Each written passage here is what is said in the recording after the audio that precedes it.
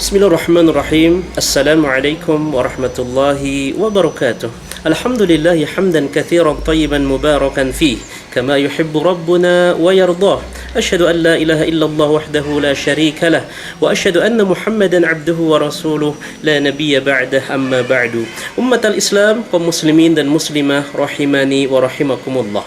Ketahuilah bahwasanya perkara atau sifat al-ghulu, itu sifat melampaui batas, merupakan sesuatu yang sangat tercela di dalam agama Islam, dan banyak umat Islam yang terjerumus dan juga hancur binasa gara-gara sifat al-ghulu. Apa itu al-ghulu? Al-ghulu secara bahasa maknanya adalah az-ziyadah wal irtifa' wa mujawazatul hadd, sesuatu yang berlebih, yang tinggi, atau sesuatu yang melampaui batasan. Adapun secara istilah, ghulu adalah mujawazatu hududi ma syara'allahu ta'ala fid din. Jadi seseorang yang melampaui batasan-batasan apa-apa yang telah disyariatkan oleh Allah Subhanahu wa taala di dalam agama Islam, maka itulah namanya al-ghulu. Orang yang berlebihan, bahkan melampaui batas, baik di dalam memuji seseorang atau di dalam mencela seseorang, atau di dalam mengkultuskan seseorang dan seterusnya. Maka Islam melarang kita untuk berbuat ghulu. Islam melarang kita untuk memiliki sifat al-ghulu, terlalu berlebihan, berlebihan di dalam mengkultuskan, berlebihan di dalam melakukan satu ibadah, berlebihan di dalam mencaci maki dan seterusnya. Maka hati-hatilah dan hindarilah sifat al-ghulu. Dan banyak penyebab terjadinya al-ghulu tersebut. Di antaranya adalah sebab-sebab seseorang melakukan sesuatu yang ghulu. Di antaranya adalah yaitu karena dia tidak memahami nas-nas di dalam syariat agama Islam, keliru di dalam memahami nas, dalil di dalam Al-Quran maupun As-Sunnah, sehingga dia terjerumus di dalam perkara ghulu, berlebih-lebihan. Atau al-fahmul khati', memahami yang keliru sehingga dia melakukan al-ghulu. Atau adamul ittiba' wa adamul ruju' ila ulama, atau bahkan mungkin dia tidak merujuk kepada para ulama salafus saleh, sehingga dia menafsirkan sendiri, dia memahami sendiri, akhirnya dia terjerumus, jatuh dalam jurang al-ghulu, yaitu berlebih-lebihan di dalam beribadah atau berlebih-lebihan di dalam mengkultuskan seseorang. Dan juga banyak sekali juga sebab-sebab yang lainnya, seperti dia syuyu'udz zulmi, menyebarnya kezaliman, berbuat kezaliman dan seterusnya, sehingga ini yang menimbulkan al-ghulu. Atau dia memerangi agama, dia lebih mengedepankan ideologinya daripada syariat, dalil, nas, dan banyak lagi sebab-sebab yang lainnya. Maka hati-hatilah umat al-Islam, jangan sampai kita terjerumus di dalam perkara atau sifat al-ghulu.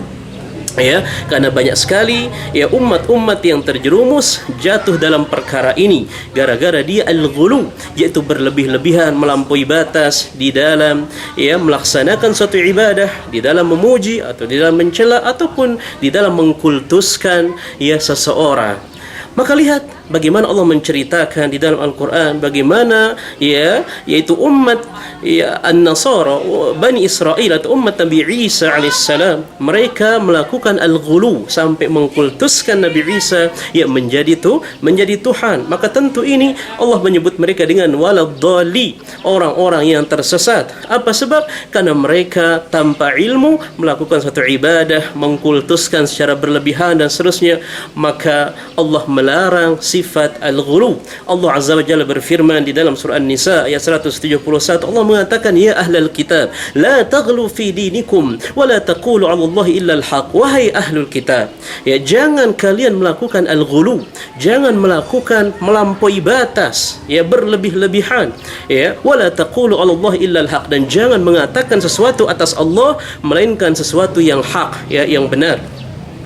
Umat al-Islam, maka ghulu ini sifat atau tindakan yang sangat berbahaya yang harus diantisipasi oleh setiap kaum muslimin dan muslimah agar jangan sampai terjerumus dalam jurang al-ghulu, yaitu berlebih-lebihan.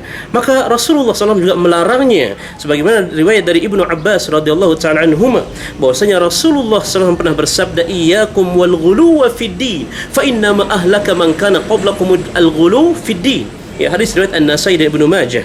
Rasulullah SAW bersabda bahwasanya jauhilah, hindarilah oleh kalian yaitu sifat al-ghulu, perbuatan al-ghulu, berlebih-lebihan melampaui batas, karena umat-umat terdahulu, kata Nabi, banyak hancur, banyak binasa gara-gara terjerumus di dalam perkara al-ghulu fid-din, di dalam berlebih-lebihan yang melampaui batas di dalam agama. Maka oleh karena itu, ya, hendaklah setiap muslim dan muslimah harus waspada, jangan sampai terjerumus dalam perkara al-ghulu, yaitu berlebih-lebihan di dalam ibadah, berlebih-lebihan di dalam yang memuji, mencintai seseorang, berlebih-lebihan di dalam mencela, mencaci dan seterusnya.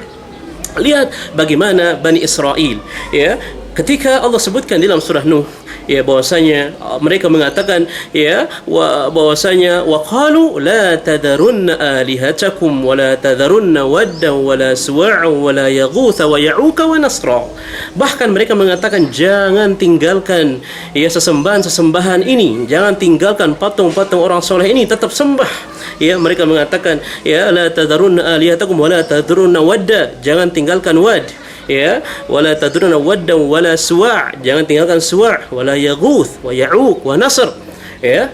Jadi banyak di antara mereka terlalu ghulu, terlalu berlebihan di dalam mencintai, di dalam mengkultuskan orang-orang saleh, sehingga bahkan mereka membuat patungnya, kemudian mereka bertawassul dengan itu dan seterusnya, sehingga, ya, nyata terang benderang sejarah jangan sampai kita lupakan, banyak mereka yang tersesat, banyak mereka yang hancur, banyak mereka yang dhalalah, ya, waladhdallin, gara-gara mereka beribadah kepada Allah tapi melalui wasilah-wasilah yang tidak diperbolehkan dan tidak dibenarkan.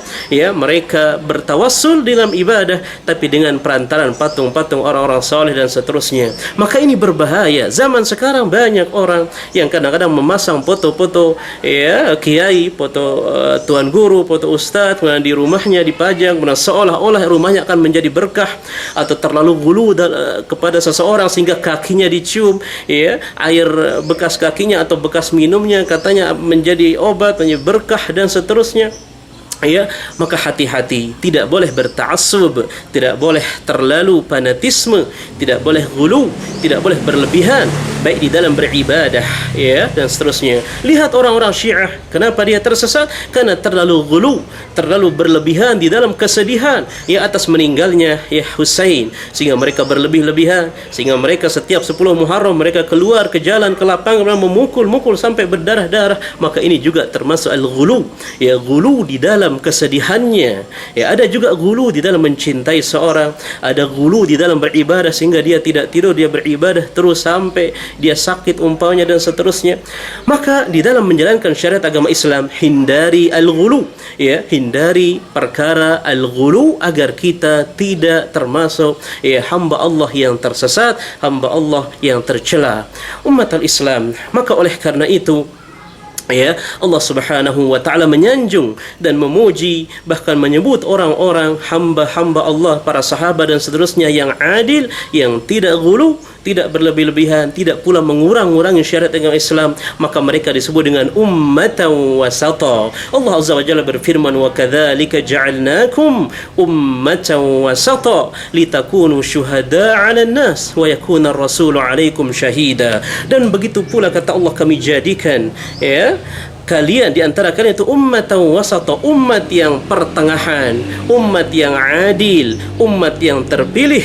Ya, siapa maksudnya ummatan wasata? Yaitu tentunya para sahabat dan seterusnya, generasi terbaik, ya, dan orang-orang yang mengikuti mereka. Selama kita tidak berlebihan di dalam menjalankan syariat dan tidak pula mengurang-urangi syariat tersebut, tetapi harus adil, ya, harus adil. Mana apa kata dalil itu kita laksanakan, tidak boleh berlebihan, tidak pula mengurang-uranginya. Maka jadilah ummatan wasata, jadilah umat yang moderat, jadilah umat yang adil, jadilah umat yang, ya betul-betul dipilih oleh Allah Subhanahu wa taala, yang tidak melakukan perkara ghulu dan juga tidak melakukan mengurang-urangi syariat di dalam agama Islam. Umat al-Islam, maka sekali lagi hendaklah kita waspada dari satu sifat, satu tindakan ini yang bernama al-ghulu, yaitu sifat berlebih-lebihan baik di dalam tutur kata, di dalam perbuatan, di dalam ta'abbud peribadahan, di dalam mengkultuskan dan seterusnya. Maka hal tersebut sangat berbahaya. Bisa jadi banyak hancur umat ini gara-gara perbuatan tersebut, yaitu terlalu berlebihan di dalam memuji dan seterusnya. Maka oleh karena itu Nabi juga mengatakan, la tatruni kama atrat an-nasara ibna Maryam, innama ana abdun faqulu abdullahi wa rasuluh. Jangan kalian berlebihan, kata Nabi, di dalam mengkultuskan, dalam memujiku sebagaimana Bani Israel dahulu berlebihan, mencintai, menyanjung sehingga mengkultuskan Isa menjadi Tuhan. Maka Nabi mengatakan, innama ana abdun, akan tetapi aku ini, kata Nabi, sama itu seorang hamba. Faqulu, maka katakanlah abdullahi wa rasuluh, yaitu hamba Allah dan juga utusannya.